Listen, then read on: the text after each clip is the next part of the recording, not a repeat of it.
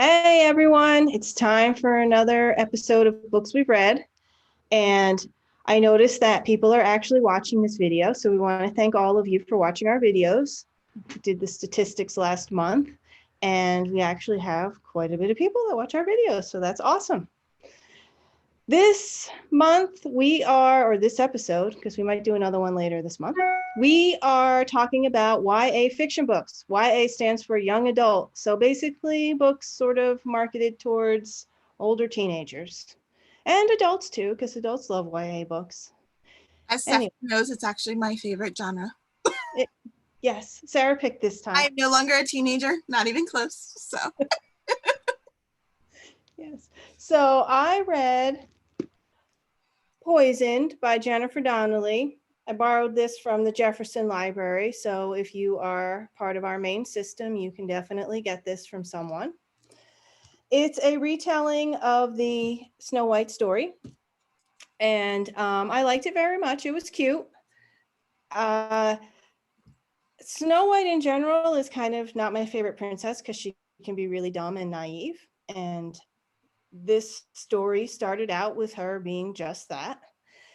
She was constantly put down by her stepmother, the queen, for being too kind, too loving, too soft, and that she'd never make a good queen because she wasn't ruthless enough. And she took all of that to heart and believed it, and she had pretty low self-esteem.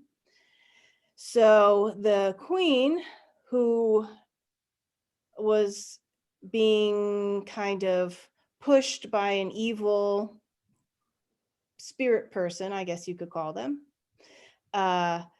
convinced her that she needed to kill Snow White. And of course, in the Grimm fairy tale, the huntsman actually kind of wusses out, I believe, and kills an animal and pretends it's Snow White's heart. Well, nope, in this story, he actually does it. They go on a walk in the woods or whatever, ride in the woods, and he kills her, cuts her heart out, brings it to the queen. So, but as she's dying, the couple of the seven dwarfs come upon her and they bring her back to their cottage, and they are able to fabricate a heart from her made out of a clock. So it's interesting. The clock ticks a lot, and to her absolute dismay, her clock heart makes her even more emotional. Every emotion she has is right there on her sleeve for everybody to see, whether it's kindness, whether it's fear, whether it's whatever. It's right there. Jealousy.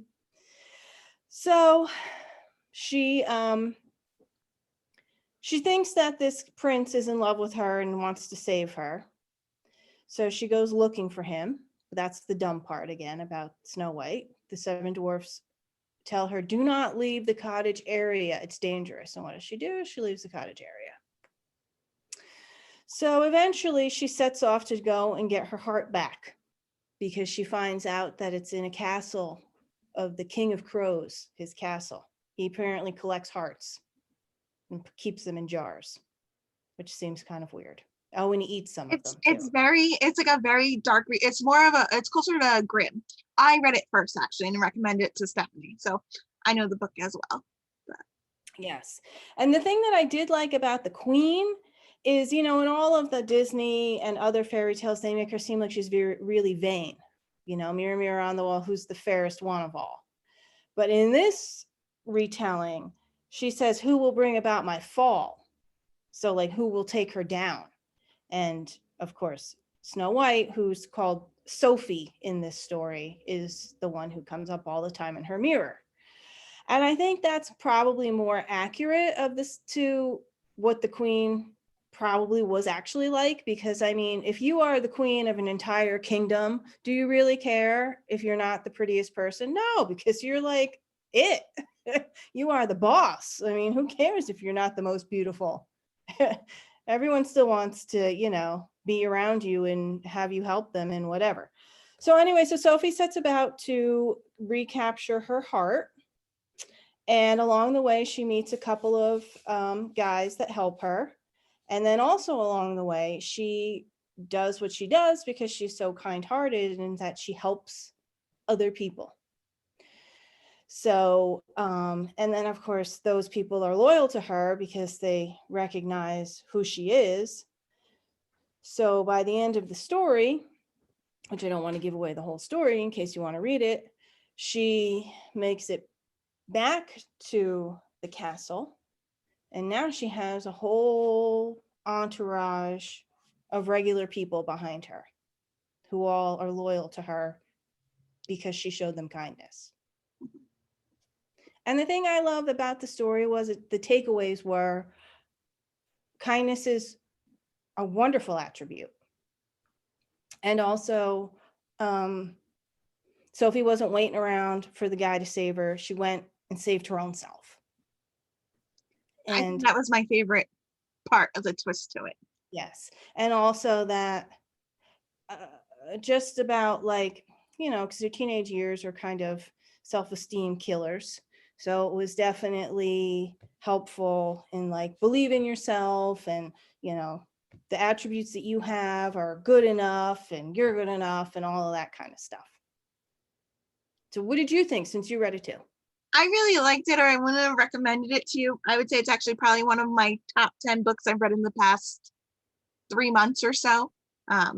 As you all know, I read ridiculous amounts. But, so, you know, out of the 30 or 40 books I've read since January, this is definitely in my top 10. So I enjoyed it. I don't dislike Snow White as much as you do, Stephanie. But I definitely see your points of, yeah, she is kind of one of the more ditzier princesses. But I really liked how, like you said, she saves herself, and she does learn things along the way that make her not as ditzy, which I really liked. And I loved that they showed that, like, there's no such thing as being too kind. There really isn't. You know, and what she thought was her downfall actually ended up helping to save her. So exactly. Yes. I do love fairy tale retellings. I'd want to say that I liked this book a lot, but my favorite fairy tale retellings are still the Wicked series. And if you've never read those, you should like immediately go to your library and read them. I think they're 3 books, right? 3 or 4. I should know. I actually have them on my bookshelf downstairs. Yeah. So, yeah, and yes, and there are other Snow White retellings out there as well. But I really did like this one a lot. I thought that the story was a little bit predictable, not just because I know the Snow White story, but just some of the twists on it were kind of like, you know, like the love interest part of it, like that was a little predictable, but it was still really cute, and I still enjoyed it. And I don't think I read any book in between, which is always a sign for me, at least, that I really like a book. Mhm. So, you know, if I start reading a book and then I read 3 books before I finish that book, I don't love that book, because the book that I really love, I can't stop reading and I got to read it to the end. And that author wrote, I haven't read any of the others. They're on my to read list. Maybe I'll get to them this summer, hopefully, of a bunch of other retellings. So she has a Little Mermaid one. She has a Beauty and the Beast one, and I don't remember the other ones. Yeah, and a Cinderella one. I think it's called Yes. Stepsister. Yes. Yes. Now, Goodreads gave this book 3.88 out of 5, and I would agree with that. That's what I would probably give it to. Yeah. It was good. It wasn't super great, but it was very enjoyable and entertaining, and I liked it. And I think most people who like those types of books would enjoy this book. Mhm. I would probably agree with that too, even though I said I really love it. It's my top 10 for the past 3 months. I don't know that it'd be my top 10 overall, Right, of course. but it was Right. really good. Yes. Right, because, you know, there's always another book to come knock something out. Mhm. You know me, I don't have a favorite. No favorites, no loyalty. You write a great book, great. Your next book stinks, I'm going to say it on books we've read.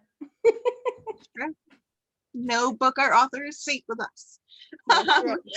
So the book I did is You Should See Me in a Crown by Leah Johnson. This actually also wasn't our book. I also borrowed it from another library. I don't remember where, to be honest. I'd have to look at it. Let's see. about Olive. Um, it is about a girl named Liz, and she's your typical band dork. She loves band. She wants to go to college to play her instrument. She's trying to get a scholarship so she can play her instrument. Um, but the only way she doesn't get into the college she wanted, she doesn't get the scholarship she wanted, so you'd be able to do the music program. So she's trying to think of another way, and she realizes that prom is coming up, and the prom king and queen get a scholarship for the exact amount that she needs to go to college. So she's a band dork. And I can say that because I had lots of friends who were band. She is Black, and she's a lesbian. So she has everything against her to be prom queen. Think about it. Prom queen, normally the tall, skinny, pretty blonde girl. Liz is nothing like this. So the whole time she's going to the meetings, they have to do community service. She ends up being paired up a lot with her best friend when she was younger, who they had a falling out at the beginning of college, at the beginning of high school. So she gets to reconnect with him, and they become friendly again, and he helps her through all the challenges she needs to go. But there is the most popular girl who, of course, thinks she's going to win, is constantly saying, well, it's not fair. She's only going to win because she's Black. Oh, it's not fair. She can do this because she's Black. So there's a lot of racism that gets pulled into the story. And she tries to do everything she can for Liz not to win.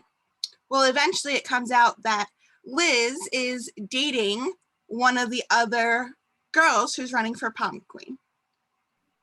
So that becomes a whole hoopla too. And they actually want to kick her off. The board wants to kick her off the ability to be prom court because she's a lesbian. Because the parents, the rich parents who pay for the scholarship, aren't okay with a lesbian being the one who represents the school. So she also has to fight that. So I really loved it. She ends up coming up with a new campaign slogan of F the fairy tale, which I absolutely loved. And the whole point of it was like, it doesn't always have to be exactly the same. That beautiful, tall, skinny, blonde-haired girl doesn't represent all of us.